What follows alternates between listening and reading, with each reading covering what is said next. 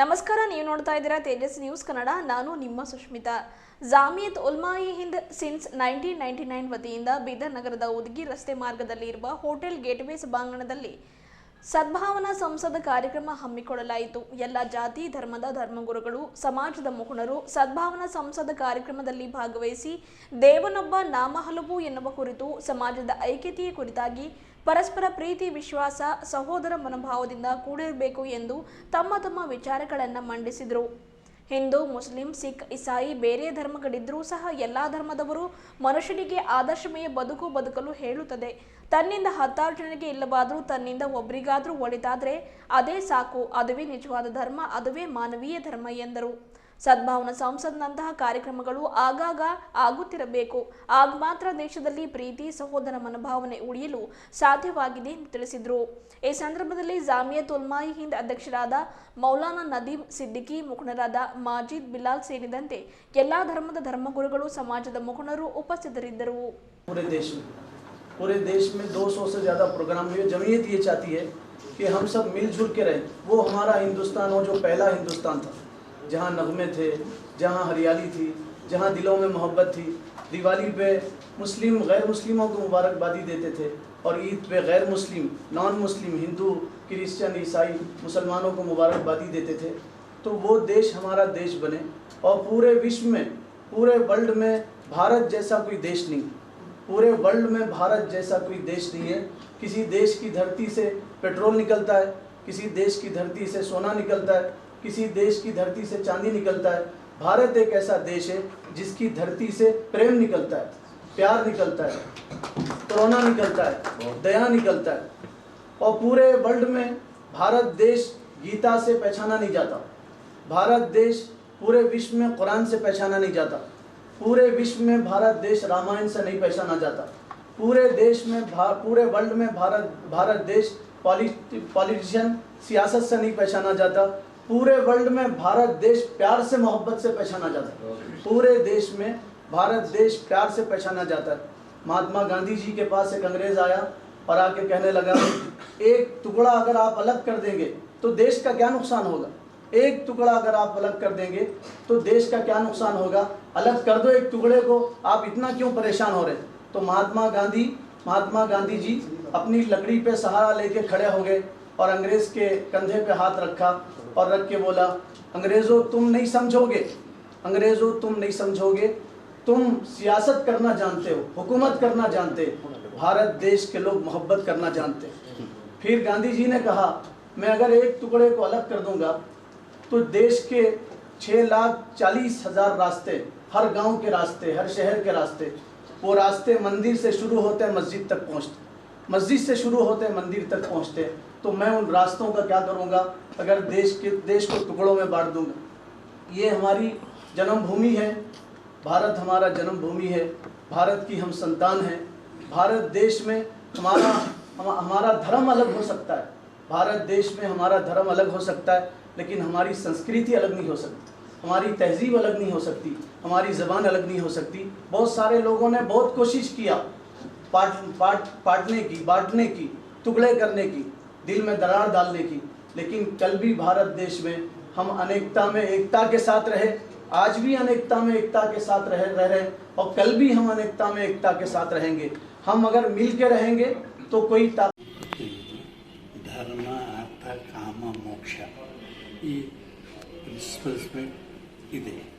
ಅದು ನಮ್ಮದು 5,000 ವರ್ಷಕ್ಕಿಂತ ಹೆಚ್ಚಿನ ಹರಪ್ಪ ಮೊಹೆಂಜೊ ಸಂಸ್ಕೃತಿ. ಆವಾಗ ಜಗತ್ತು ಇನ್ನೂ ಏನೂ ಕಾಣಿದ್ದಿಲ್ಲ, ಆವಾಗ ನಮ್ಮದೆಲ್ಲ ಶಿವಲೈಜ್ ಸಂಸ್ಕೃತಿ ಇತ್ತು. ನಮ್ಮಲ್ಲಿ ನಾಲಂದ ವಿಶ್ವವಿದ್ಯಾಲಯ ಆವಾಗಿತ್ತು. It is the treasury of the knowledge. ಹಾಗೆ ನಮ್ಮ ಭಾರತ ದೇಶ ಅನ್ನೋದಲ್ಲ ಮೊದಲಿನಿಂದಲೂ ಧಾರ್ಮಿಕ, ಆಧ್ಯಾತ್ಮಿಕ, ಪ್ರೇಮ, ಲವ್ ಇಸ್ ಗಾಡ್ ಅಂತ, ಪ್ರೇಮವೇ ದೇವರೆಂಬ ಆ ಸಂಸ್ಕೃತಿಯಲ್ಲಿ ನಾವು ಬೆಳ್ಕೊಂಡು ಬಂದಿದ್ದೆವು. ಏನೋ ರಾಜಕೀಯ ಕಾರಣಗಳಿಂದ ಬ್ರಿಟಿಷರು 300 ಸೇನೆ ಒಂದು ಕಂಪ್ನಿ ಬಂದು ನಮ್ಮ ಪೂರ್ಣ ದೇಶವನ್ನು 400 ವರ್ಷ ಒಳಗೆ ಅವ್ರದ್ದೇನಂದರೆ ಡಿವೈಡ್ ಆ್ಯಂಡ್ ರೂಲ್ ಪಾಲಿಸಿ ಮೇಲೆ ಅವರೇನಾದ್ರೆ ಈ ದೇಶವನ್ನು ಆಳ್ತಾರೆ. ಆ ಡಿವೈಡ್ ಆ್ಯಂಡ್ ರೂಲ್ ಪಾಲಿಸಿ ಈಗ ಪ್ರೆಸೆಂಟ್ ಸೆಂಟೆನ್ಸಿನೂ ಅದೇ ಬೈತಾ ಇದೆ. caste and religion is the best means of exploitation in the elections. That has been used by the politicians to meet their needs. ಅದರ ಸಲುವಾಗಿ ಏನಂದ್ರೆ ಈ ಏನು ಜಗಳ ಏನಿದೆ ಬರೀ ಲೀಡರಲ್ಲಿ ಧರ್ಮಗಳಲ್ಲಿರ್ಬೋದು, ಆದರೆ ಕಾಮನ್ ಮ್ಯಾನ್ನಲ್ಲಿ ಈ ಜಗಳ ಇಲ್ಲ. ಕಾಮನ್ ಮ್ಯಾನ್ ಎಲ್ಲರೂ ಒಂದು ರೀತಿಯಿಂದ ಒಗ್ಗಟ್ಟಾಗಿ ಒಳ್ಳೆ ರೀತಿಯಿಂದ ಸಹಬಾಳ್ವೆ ನಡ್ಕೊಂಡು ಹೋಗ್ಬೇಕಂತೇಳಿ ಎಲ್ಲರೂ ಪ್ರಯತ್ನ ಮಾಡ್ತಾರೆ. ಪರಿಶುದ್ಧವಾದರೆ ಇದೇ ಸತ್ಯದ ಸಾಕ್ಷಾತ್ಕಾರ. ಮನಸ್ಸು ಪರಿಶುದ್ಧವಾದರೆ ಇದೇ ಸತ್ಯದ ಸಾಕ್ಷಾತ್ಕಾರ. ವಾಣಿ ಪರಿಶುದ್ಧವಾದರೆ ಇದೇ ಚಮತ್ಕಾರ. ನಮ್ಮೆಲ್ಲರ ವಾಣಿ ಪರಿಶುದ್ಧವಾದರೆ ಇದೇ ಚಮತ್ಕಾರ.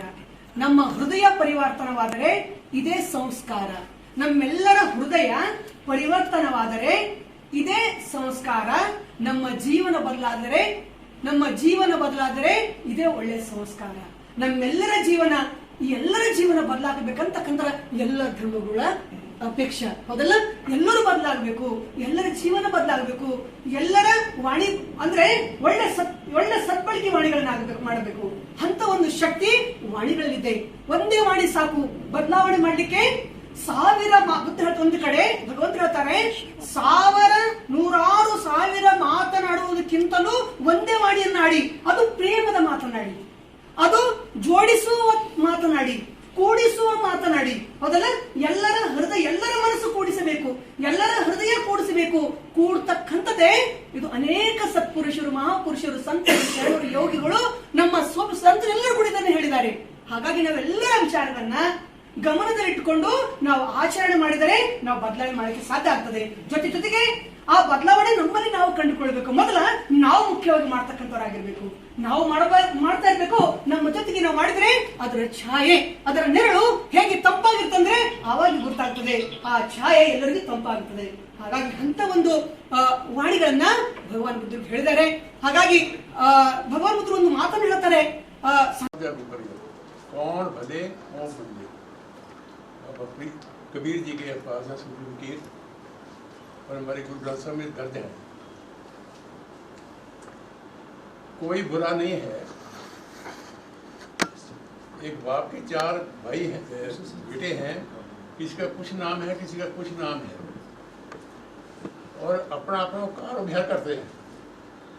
एक ही काम नहीं करते, हर भाई अपना अपना काम करता है, लेकिन सबकी कमाई घर में आती है। और वो कमाई के साथ बुजुर्ग उनका सबको बांट के एक जैसा रखता है। हम खुदा के बच्चे हैं, हमने कमाई करनी है, कमाई सच की करनी है, और सच का जो फल है वो भगवान के पास जाएगा, और भगवान हमको सबको एक जैसा बांट के देगा और खुशी देगा। बाबा फरीद जी के अल्फाज हैं जो हमारे गुरु ग्रंथ साहब में दर्ज हैं, बोले शेख फरीद प्यारे अल्लाह लगे। ऐ मेरे मित्रों, खुदा की इबादत करो, खुदा हमारा असली मालिक है। गुरु नानक जी कहते हैं, एक ओंकार सतगुर प्रसाद। भगवान एक है, ओंकार जो दुनिया कायनात बनाई गई है उसका मालिक है, और वही सबका सतगुरु है। असली ज्ञान देने वाला वही है। जैसे हमारी मंत्र दिया है गुरु नानक देव जी ने, वाहे गुरु, इसके 4 लफ्ज हैं, वाह हा गा रा। जब इसका सिमरन करेंगे तो जो वाह है वो हमारे पहले हमारे अंतर आत्मा को साफ करेगा, वैर विरोध खत्म कर देगा, वाशनामा खत्म कर देगा, वाद विवाद खत्म कर देगा। तो जब मन निर्मल हो गया, जैसे कबीर जी कहते हैं, कबीर मन निर्मल भया जैसा गंगा नीर, पाछे लागा हर फिरे कहत कबीर कबीर। कहते हैं हमारा मन इतना सा हो गया कि हम खुदा को ढूंढते, खुदा हमको ढूंढ रहा है अभी। तो जब ये पहला कदम हमारा मन साफ हो जाएगा, तो नेक्स्ट हा जो है लफ्ज़ है हरि, भगवान प्रकट होगा, निज आत्म परमात्म रसइयो। अपने आत्मा में परमात्मा के दर्शन होंगे।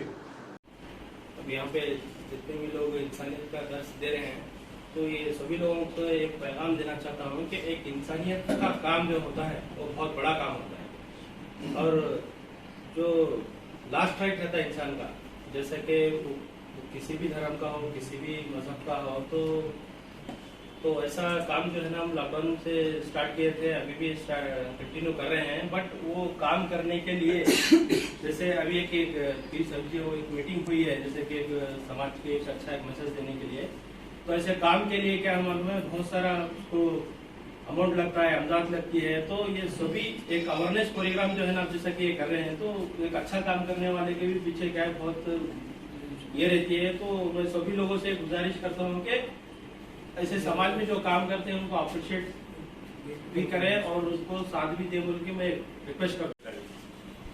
तो वो देखते हुए हम 2-4 लोग एक दिन के लिए स्टार्ट किए थे, फिर वो हालात कंटिन्यू बनते गए और लोग हमारे साथ जुड़ते गए और उसको कंटिन्यू करते गए।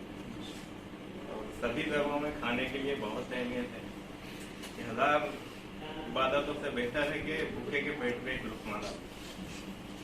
तो इसको लेते हुए भी हम वहाँ पे जो लोग आते हैं बहुत ही गरीब रहते हैं, उनको एक टाइम का खाना वहाँ पे कुछ मिलता भी नहीं है, दिन में भी नहीं मिलता। आप देखिए वहाँ पे दाल और खाने के अलावा आलू वालू कोई होटल नहीं।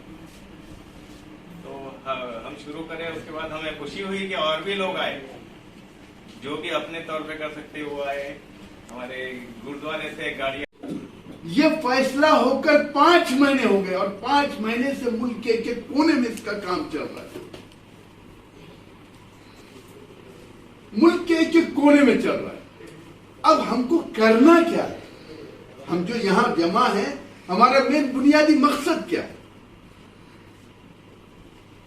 बुनियादी मेन मकसद हमारा यह है कि मुल्क का 80% तबका वो है जो चाहता है कि मुल्क का नुकसान न हो। और जमीयत उलमा डरकर ये सद्भावना संसद नहीं कर रही है। माफ करना जमीयत उलमा की अपनी ड्यूटी है। जमीयत उलमा ने अपनों की मुखालिफत को बर्दाश्त किया। जमीयत उलमा के अकाबरीन की दाढ़ियां नोची गई, उनके दाढ़ियों में शराब फेंकी गई। ये जमीयत उलमा का इतिहास है। अपनों की मुखालिफत को बर्दाश्त करके ये कहा कि हमको तकसीम मंजूर नहीं है। तो अगर आज मुल्क बर्बाद हो और जमीयत उलमा के खुद्दाम खामोश बैठे, हमारे साथी हिंदू अखबार की रिपोर्ट का हवाला दे रहे थे, अगर पेपरों के हवाले पर अगर हम काम करना शुरू करें तो इस दौर में जमीयत उलमा ने जितनी आवाजें उठाई हैं, चाहे बेकसूर नौजवानों की गिरफ्तारी का मसला हो, चाहे मुल्क में जितने मसाइल हो, अभी 6 महीने पहले देवबंद में इतना बड़ा इजलास हुआ, उस इजलास के अंदर जितने तजावीज पास हुए, सारी प्रिंट मीडिया, इलेक्ट्रॉनिक मीडिया ने उस पर हंगामा मचाया। मौलाना महमूद मदनी साहब के बयान, उसका मेन मकसद ये है कि जो हमारा 80% तबका जो ये चाहता है कि मुल्क हमारा बचे, उसके लिए आपको अपने आश्रम से बाहर निकलना पड़ेगा। हमको हमारे मदारिस से बाहर निकलना पड़ेगा, खानखाहों से बाहर निकलना पड़ेगा, गुरुद्वारे से बाहर निकलना पड़ेगा और ग्राउंड लेवल पर पहुंचकर इस मुल्क को बचाने के लिए हमको ग्राउंड लेवल पर खड़ा होना पड़ेगा। उसके लिए जमीयत उलमा ये चाहती है कि ये पैगाम सिर्फ बीदर में न रहे। बीदर का वो जिहाद जहां पर छोटी से छोटी आबादी हो, वहां पर अमन भाईचारे की एक मिसाल कायम हो और अमन भाईचारे के जरिए आज का एक इजलास हो जाए और ये मीटिंग खत्म हो जाए, ये नहीं है। ये सद्भावना मंच एक कमेटी बनेगी। वो कमेटी जो है आने वाले जितने मसाइल हैं उसका वो मुकाबला करेगी। सबसे बड़ा दुश्मन आपका कौन है? किसी का नाम नहीं लिया, मैं जहालत सबसे बड़ा दुश्मन। जब कोई कौम एजुकेटेड हो जाती तो आप देखें वहां फसाद कम हो जाता है या खत्म हो जाता है। फसाद होते ही जहालत की बुनियाद है। लिहाजा हमारा इस वक्त हम सब बुजुर्ग बैठे हुए उनके नाम से तालिब इल्म है कोई मशवरा नहीं है, बस एक बात रखने जा रहे हैं कि सबसे अहम चीज़ जो है वो है एजुकेशन। चाहे वो जिस धर्म को, अगर एजुकेशन में आगे बढ़ेंगे तो पॉलिटिशियन को समझ जाएंगे कि इनका काम क्या है। काम वो करेंगे जो इल्म कहेगा कि क्या करना चाहिए। ये इसकी बात। चौथी बात, खुद खुदा बंद आलम ने हमारी जो किताब है मुक़द्दस कुरान मजीद, उसमें अल्लाह कह रहा है वला तुफ़सिदू फ़िल अर्ज़ बाद इस्लाहिहा, ज़मीन पर फसाद मत करो। यानी ये भी कुरान हमें बता रहा है। इसका उल्टा है कि अमन से रहो, फसाद मत करो, यानी अमन से रहो, मोहब्बत से रहो। और हमारा जो दीन है जिसका नाम इस्लाम है, उस इस्लाम का माना ही यही है सलामती। अब लोगों ने उसे अपने लिहाज से, सियासी लिहाज से उसका चेहरा खराब करते वो अलग बात है, लेकिन इस्लाम का मानी उलमा बैठे हुए मान ही सलामती की है। और जब हुजूर से किसी ने पूछा कि या रसूलल्लाह एक लफ्ज में तारीफ कीजिए इस्लाम की, मेरे पास टाइम नहीं, लेकिन इस्लाम तफसील से समझे कि इस्लाम क्या है, मुसलमान क्या है। का मुसलमान वो है जिसके हाथ से किसी को तकलीफ ना होने पाए। एक लफ्ज में समझ लीजिए, फरमाया मुसलमान वो है जिसके हाथ से किसी को तकलीफ ना हो। अब अगर हमारे हाथ से किसी को तकलीफ हो रही है, आप समझिए कि हम नकली मुसलमान, क्योंकि कुरान कह रहा है और रसूल फरमा रहे कि इस्लाम को सलामती है। ये चौथी बात हमने अर्ज किया। पांचवी बात यह है, ये कदम जो हमारे मुहतरम ने उठाया है और वाकई अच्छा कदम है, इंशाअल्लाह हर इंसान को अपनी सही के लिहाज से उसके यहाँ अजर मिलेगा। जो जिस लायक है कोशिश करे, सही करे कि अपने अपने तबके में एक तो एजुकेशन, दूसरे ये कि अखलाक, क्योंकि इंसान की ज़बान है छोटी सी मगर इसमें बड़े कमालात हैं। ये ज़बान फसाद